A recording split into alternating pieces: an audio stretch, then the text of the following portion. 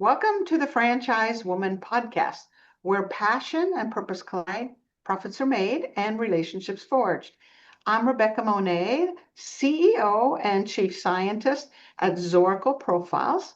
I'm here with my friend and co host, community advocate, speaker, author, and entrepreneur, Tracy Kawa. Tracy, I missed you last week. I know, Rebecca, I missed you too. I'm so glad you are back. We have a very special guest today, Miss Dida Clifton. Dida is a champion for small business growth and the founder of TheOfficeSquad, a franchised back office support model built on her 23 years of experience and military-inspired operational systems. She's known for her honesty, accountability, and practical approach. Dida helps business owners move from overwhelm to freedom through her signature 10-point business assessment and all-in-one bookkeeping and admin solutions. Her mission's pretty simple: change the way small business grow in America, one squad at a time. So welcome, Dida. Hi, that was very nice. Thank you. I love the brand. So, first of all, thank you for your service to our country, just on behalf of Rebecca, myself, and all of our viewers and listeners. What had you join the military in the first place? Can you give us the backstory on that? Well, I'll give you the short version. I graduated high school a little early. Only daughter in the family and a little bit rotten, you might say. And my father suggested highly that I get some sense of direction, and he suggested the military. And so I went down to the mall with my mom, and that hallway with all of the posters and the recruiting stuff, and we picked out the Air Force because the uniforms were cute. But I learned a whole lot more after that. Oh, I love the logic. It's cute. It's That's cute. how I was I 19. Why not? It's used to be how if two ball teams were playing, and I didn't know either one, I would choose the one that had the coolest uniform. Yes, That's Right? right. Yeah, that's what we agreed. did. So it sounds like a girl way of doing things, right? It definitely was. So how did your time in the Air Force shape the systems and mindset behind the office squad? Well, the Office Squad is based on the premise that a business owner is like a fighter pilot. My service was, I was in an F-15 fighter squadron in the early 80s. And so mid 80s, right around the first Top Gun movie came out. So about 4 years into my career, people actually started to understand what I did because I worked in a squadron full of those kind of people. Only Top Gun is Navy and we're Air Force. So um, and I learned discipline, which didn't really have at 19. And I learned that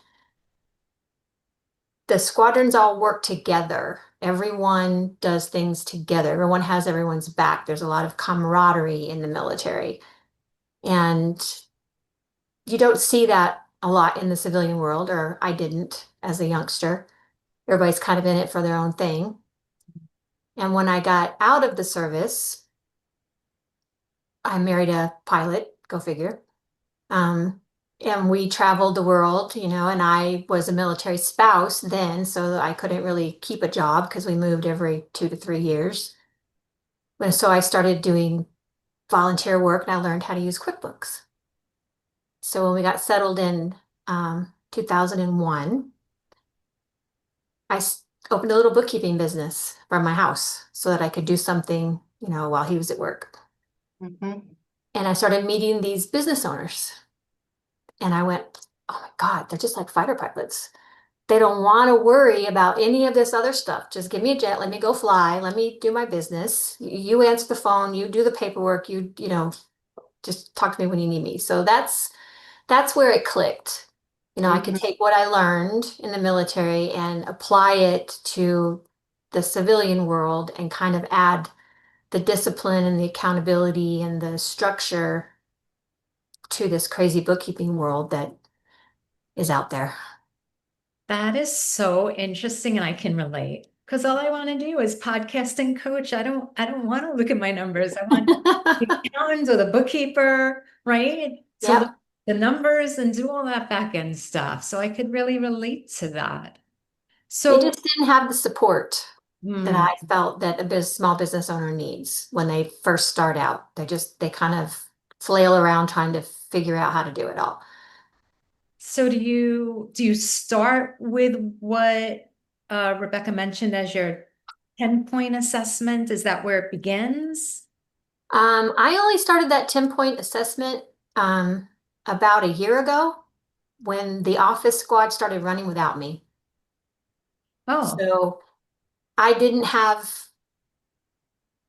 didn't have anything to do when I went to work because it was all running and it was great. But okay, nice. now what do I do? So it created this 10-point review so that I could meet with clients and kind of see how their business was running, how their systems were running, and try to improve on that through these 10 points. And to your point regarding that, Dita, is when you have that, you now have a replicatable model, meaning you personally don't need to do that assessment and then provide whatever service. You're now being able to replicate and scale and grow through Right. that through that And process. it was kind of a good sales pitch because if your systems aren't running good, then you can hire the office squad because we do all Mhm. that stuff. So Yeah. they tied together. Okay. So Oh, I'm sorry, Tracy. Actually, I was going back to the intro where you were talking about this mission or this motto, and I want to make sure that we dig into that. The changing how small businesses grow in America, one squad at a time. So where and how I mean, at what point did you go, this is now a passion? This is now a bigger purpose rather than I got a part-time job while we're traveling all over the world. It Yeah. with a when did it shift and truly become a passion? I think it was kind of always a passion to help. But I always assumed we were going to move again, right? And take this virtual thing with me.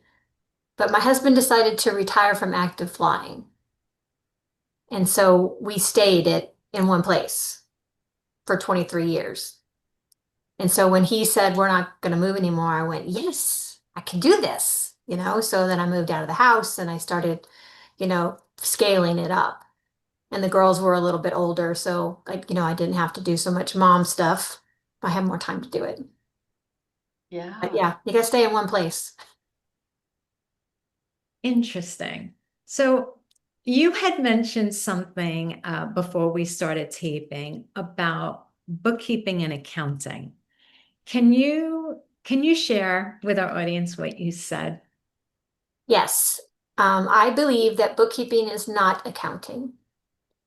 So most people think bookkeeping, accounting, taxes. That's direction, right? Right. Mhm. I am not an accountant. I'm not a CPA. I didn't go to school for any of that. I'm an operations person. So my thought is bookkeeping, phones, admin. So, and you mentioned before we started taping that you give your stuff to your bookkeeper. That's not bookkeeping, that's accounting. Yeah. So the day-to-day stuff that happens, the creating an invoice, the going to the bank, the talking to the customers, all of that stuff is bookkeeping. And I think the world today has gotten so tied to the software and, oh, we can do this automatically and the data this and the data that. Well, great. The data has to get in there somehow. And you still have to talk to customers. You still have to answer the phone. So the office squad started as a bookkeeping business. But in order for me to be a bookkeeper, I had to have the support of someone to answer the phones and someone to do the admin and someone to manage it all. So that's the squad. We work together as a team, as a squad. The bookkeepers do the bookkeeping, the admin does the admin, the phone people answer the phones, and all of that works together to support our business owners. And then the accounting, we do the reconciliations at the end of the month and we go over the P&L and the balance sheet with them. But we do something that accounting and CPAs don't do. First of all, we answer the phone and we talk to them. A lot of CPAs and Imagine accountants are that. too busy for that. Yeah. And we explain to them how it works. How does QuickBooks work? If they want to do it themselves, we show them how to do it themselves. And then we reconcile it to make sure they've done it correctly. So it's more of a team effort. Sorry, Yeah, that squad on a mentality, rampage. that squad mentality that you mentioned. I liked how you separated out the roles and the tasks, and yet each individually is so important to run a successful squad and ultimately a successful business. So let's take it a step further. So when this squad is operating as it should, right? It's efficient, that we got everything ironed out. How does that translate into profitability? Does the chaos, for example, not having those clear roles cause some profit issues? Absolutely. Yeah, that's part of that 10-point review. If your systems aren't running smoothly, if we like to point out that people, when they're looking for an office manager, let's say you look at a help wanted ad and someone wants an office manager, and the job description, inevitably it will say, must have QuickBooks experience. So now we want this office manager to do QuickBooks. We want your office manager to do bookkeeping. And you want your office manager to answer the phone, and you want your office manager to do all these other things. Well, that's not a manager, that's a bookkeeper. So what do you want that to do? And if you have that one person cannot do all of those things well. You pick the personality of a bookkeeper is not the same personality that's going to answer the phone and say, hey, how are, that's not the same person. So it's very different pieces that have to work together to make the system run like a well-oiled machine. And a lot of, back to your question on my want to change the way small business grows, that's what we do. We just kind of flail around in the beginning. I can start a landscape company because I know how to landscape. I'm going to answer the phone on my cell phone, and I'm going to hire a cheap bookkeeper to take my data once a month, and my wife is going to help me sell. So none of that stuff works together. So I just had to crack up here, Tracy, because I saw you smile. You're speaking our language, Dida. Oh, You're yay. speaking our language. Around the personality and the talents and the skills, that it really is different people. And Tracy can speak to it even better than I can because she does a lot of career coaching and business coaching. So I actually, Tracy, want you to elaborate on what Dida was saying about these individual roles, how we all work together, how we know that this is going to happen or it's not going to happen, right? Right. Yeah, it was really funny actually, Dita, when you said that, the personality of your bookkeeper is not the personality that you're generally going to have answering the phones. I think that's when I started to smile because I do agree with that. But I'm sitting here wondering, I think that it has to do with mindset and changing the mindset of the small business owner. And I think that, like, how do you go about doing that? Um, in my case, and a lot of my clients, it's money, right? We can't afford to hire all those people. So we hire one person and we throw everything at them. Right. And when I got my first office, I hired my oldest daughter. I don't know if I hired her or I recruited her or I just said you're coming with me or whatever, Volunteer. wanted her to answer the phones. And so sit her in the front and answer the phones. Well, the phones weren't ringing that much to keep her occupied, to pay her. So I taught her bookkeeping, then I taught her admin, and then I taught her all this other stuff. And so now she's sitting at the front desk and she's concentrating on bookkeeping. And when the phone rings, it's an interruption. Yeah. But her Yeah. job was to answer the phone.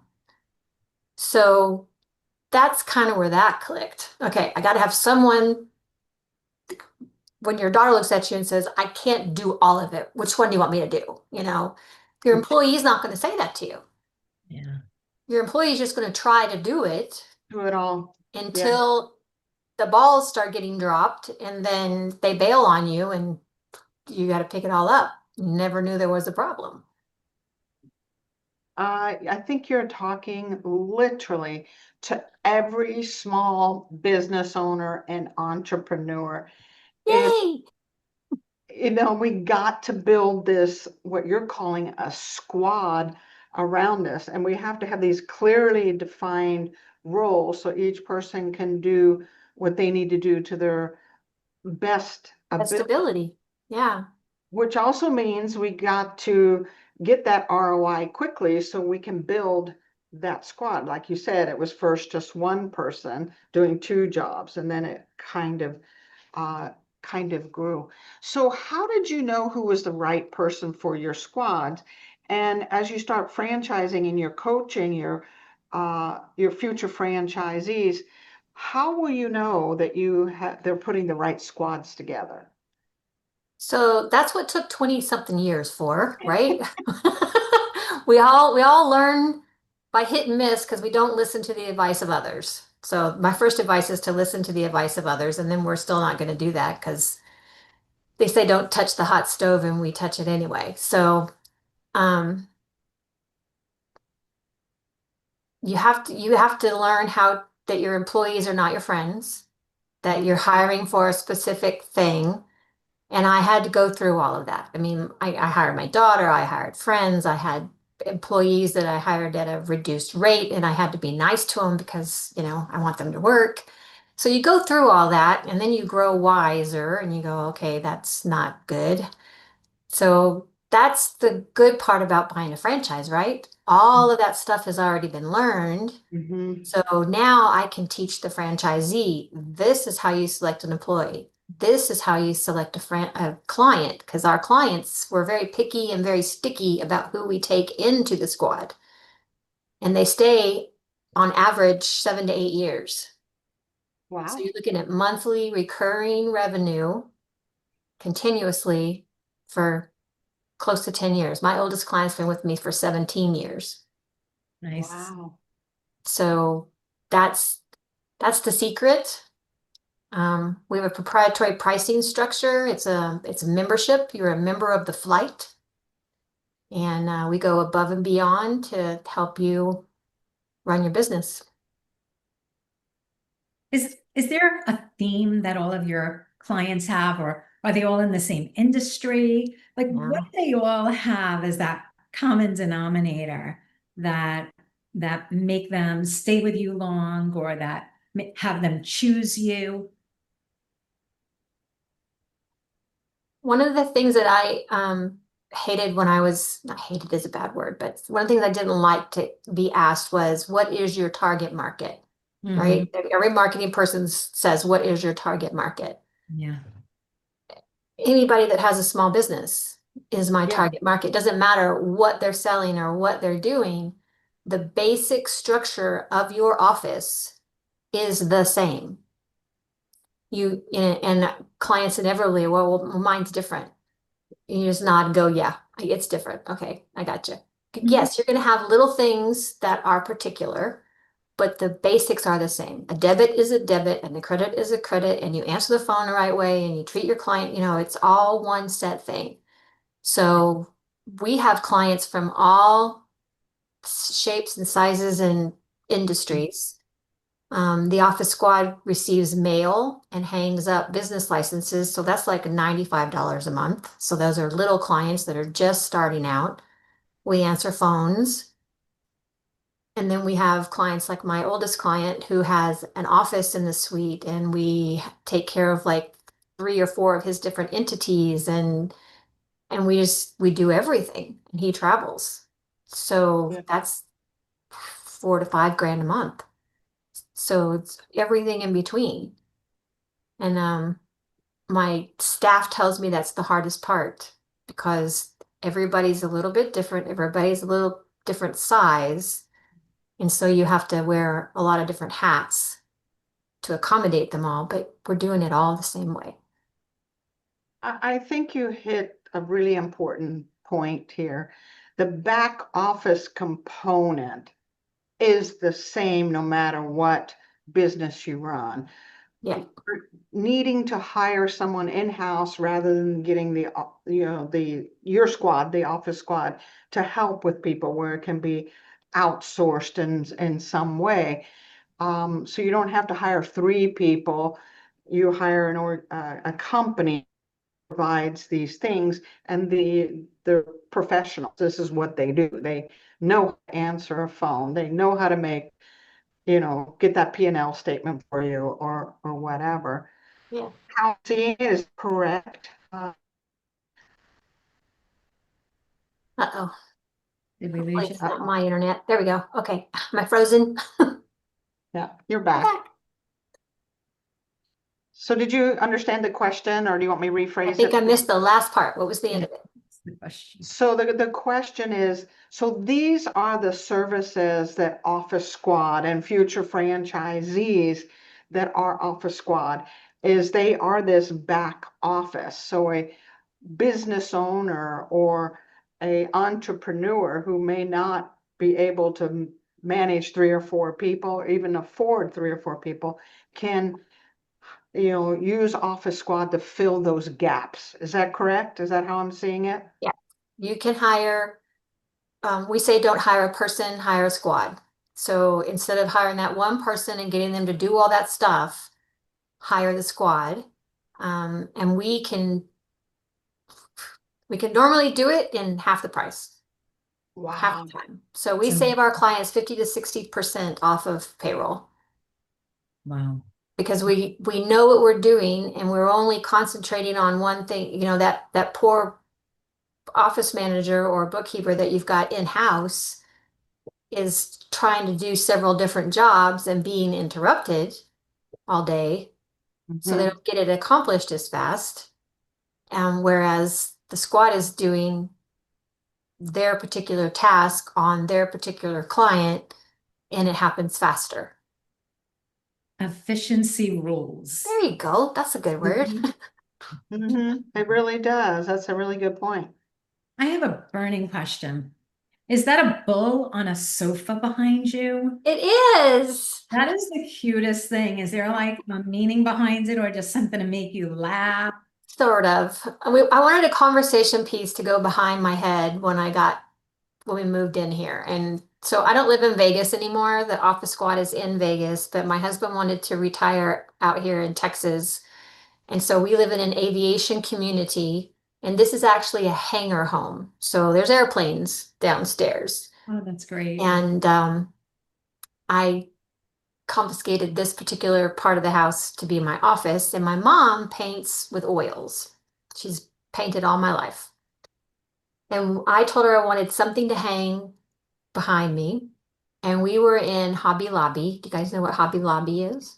Yes, of course. And there was a picture of a Highland cow sitting on a really pretty, like French Goldie sofa in a picture. And I looked at my mom and I said, "Oh, wouldn't that be cool behind my thing?" And she goes, "Well, yeah, but that's not a Texas cow. That's a Highland cow. I can paint you a Texas cow." So technically, it's not a cow. It's a bull. It's a longhorn. Uh-huh. But he's on a couch. He's on a Chesterfield couch, which is my favorite. Chesterfield, of course. But I didn't realize that if I sit just right, I have the horns. Yeah, that you want to be cautious about. Gotta be careful. So I have to like sit over this way. You Yeah. can use it as an analogy, just about as comfortable as a bull on a Chesterfield couch. There you go. He doesn't have a name yet. Maybe we should run some kind of competition. You should to get a name for him. Yeah, a longhorn on a Chesterfield. I love the idea of that. He's just Well, loud. she did it from scratch all in like 7 days. Your He's, mom's talented. It looks good. he's amazing. Wow. It does. Thank you for asking about my bull. Well, shout out to mom, right? Yes, ma'am. She has paintings in the gallery here in Fredericksburg. Oh, nice. If you're down to visiting Fredericksburg, Texas, it's kind of a little touristy trap. So, Dita, back to you and the business. Um, how do you do it all? You're running your own business. You've decided to franchise. You're an emerging franchise, or you've decided you're going to scale and you're going to do it this way. What made you decide to do it through franchising? And how are you going to do everything? I mean, your husband's retired. Isn't he going to sweep you off to Bora Bora or something? Oh no, I got stuff to do. No, no. Retirement is not in my vocabulary. I have a strong passion to help small business owners grow faster, better, and smarter than I did. So it took me a long time to get my, excuse me, shit together. Yeah. So if we could help them do that faster by showing them the squad, you get your mail and you get your phones answered and you get your bookkeeping done for $1,200. Maybe not even that, depending on how big your business is. Mhm. That's less than a person. Most of our clients are like $800 a month. So Wow. it's less than a person. And your phone is answered and your bookkeeping is done correctly. And we talk to your CPA and we work with them. You can get the help you need to grow your business. And then we don't have that 82% failure rate at Yeah. 3 or 4 or 5 years. Because that's the truth, in less than 5 years, more than half of them fail. And this is exactly why they don't have support and they don't have systems. Yeah. It's so What's the true. legacy? What's the legacy when people look back, or when you look back on the Office Squad? What's the legacy that you want to leave? Well, the reason that I want to franchise, I want to expand it, is because I can't possibly be in every major city. And I think there should be an office squad on every corner. You don't have to come to the office, but I think people in America still want to know that their bookkeeper is right nearby or somewhere where they can go if they want to. So I think there should be no Regis and WeWorks and all those places. My first thought was, why don't we just put an office squad in there? And just put it inside their building. So that's still a thought, but the bandwidth to try to reach the right people. But if you have a little office squad in your city, then the small businesses have a place to turn. And we network, we do courses and classes. We have a bar. It's a fighter pilot bar. Ring a bell at 4:30, just like they do. Very unique. That community piece is so important also, especially for small businesses. Yeah, networking is the way to grow Mhm. in the beginning, anyway. That's an excellent point, Dita. Absolutely. I want to go back to something I read in some of your work. And you said you're holding it all together while helping others do the same. I think that needs an exclamation mark because you are holding it together, keeping the pieces going while you're helping other business owners and entrepreneurs keep it together, Keep it right? And together. Yeah, we're all in the same boat. we really are. We And no really, matter how big you get, as long as you're still in the boat, you're still paddling. for sure. You might be at the front going, row, row, but you're still there. For sure. Okay, a couple of just off the wall questions.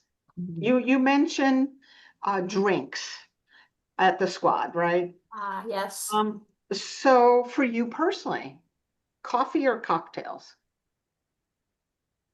both. In what order?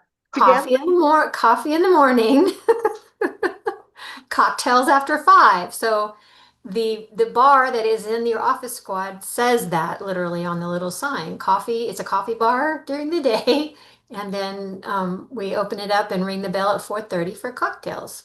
And sometimes the bookkeepers have had a bad day and they'll ring the bell early. Mhm. That's So it great. has, this bar has two faces, right? It Two different does. personalities. One's a wake up, get to work, and the other is, okay, you did a great job. Now we can we talk about it. And it's all from the time that I spent in the Air Force because the fighter pilots do the same thing. They brief in them before they fly. They go in and they talk about how they're going to do it. And then they go fly the mission. And then they come back and they talk about how it went. And Hmm. then at 4:30 the bell rings and they go to talk about it some more. So it's the same camaraderie. It's a whole lifestyle. It is. It Once is. you're in the military, you're just kind of there. My mother-in-law is 80 something. They were in the army when my husband was born, so long time ago, and she still misses it. It's still in the blood. So, So it's interesting, like you said, that camaraderie, coffee versus cocktail or beer or whatever someone is having, because this is planning for and making the day successful, or that flight or that mission successful. And then the afternoon is about decompressing and kind of analyzing the successes we had and what we could have done better. It's kind of like bookends mhm, almost. So the next day we can have another mission or another outcome that we want. And then we debrief and we decompress in yeah, the evening, but it's done as a squad. yeah. And it's not the tenants in the building. It's the people that work in the building and the tenant. The tenants come out and we have vendors and clients that show up sometimes for events but the we only do it on Fridays technically. So every Friday. But you That's can do it at 2 in the afternoon if you've had a bad day. And you don't have to have a cocktail. You can have a bubble water, You don't that's have all right. I don't drink. I'd have the bubble yeah, water. you have a bubble That's water. what I'd have. Oh my gosh, Dita, you've given me lots to think about, especially that community component and that one person shouldn't be doing all of these pieces. The, and we don't do any of them well if one person's doing them all. And there's a logical way to build a squad in an affordable fashion, right?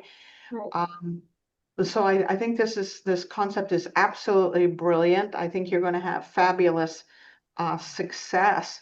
So we're going to be watching you over the next few years to see how things go with the Office Squad. So thank you Thank so you. much for joining us today. Thank you for having me. My crazy bull. And your crazy bull that still needs a name. I think since he's sitting on a Chesterfield, we call him Chester. Chester. That's pretty Oh, good. Chet, Yeah. Chet for short, right? Chester. I have a dog named Chester. He's down here somewhere. so if somebody wants to get in touch with you or Chester, where would they reach out to? So we are very much on the web, so theofficesquad.com. Mm. And you can email HELP, at theofficesquad.com, or just pick up the phone and give us a call, 649-3495. Area code is 702. Perfect. Thank you. And Yeah. Tracy, over to you for your final thoughts. Yeah, I love the discipline of the military background, the Air Force background, that we all didn't serve. We all don't have that special training. And just the fact that you want to bring that to business owners who sometimes can be so, scattered with like, oh, sparkly butterfly, let me focus on this, let me focus on that. And the fact that you're bringing the discipline and the structure. I love that. But most of all, what I love is the fact that it's wrapped up in this warm heart of really wanting people to succeed. You've got the structure and the discipline, and you've got the heart, and just the combination just is such a successful combination for pushing forward and helping others to reach the success that they want to reach. So I love the space you're creating. Thank you. And thank you to those listening in today to the Franchise Woman podcast, where passion and purpose collide, profit made, and relationships forged. Of course, we'll see you next week on another episode